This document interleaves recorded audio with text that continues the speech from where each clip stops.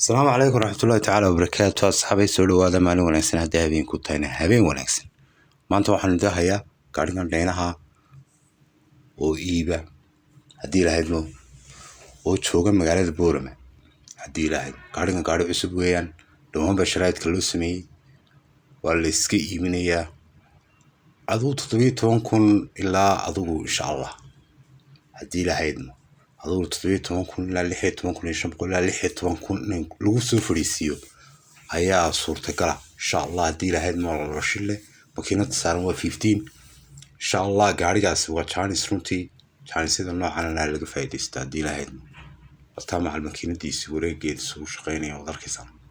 kala qofkii garanaya baa garanaya insha Allah marka haddii lahaydno waa idinka hala sii share garayo fadlan haddaad iga daawanayso dilaal.net oo aad TikTok teenan aan baabuurta iyo guryaha iyo waxyaabaha soo dhiman war qaybtii furniture halkan waynu ka rarnay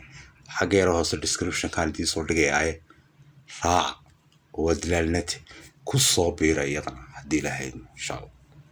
haddaad iga daawanayso YouTube fadlan subscribe insha Allah haddaad hore noola joogtay inoo like gareeyo ma hadsatay haddaad Facebook page iga daawanayso fadlan sidoo kale soo follow garee haddii aad hore noola joogtay no like gareesha waa like waxay ka qayb qaadataa meel dheer buu muuqaal gaadhay insha mar walbana lambarka waan sheegnaa xagga u dambaysan ku sheegnaa oo Telegram iyo WhatsApp ka insha Allah haddii lahayd insha Allah Telegram iyo WhatsApp qof bahadba ku helayo insha Allah nagala soo xidho 063242754 insha Allah haddii lahayd mo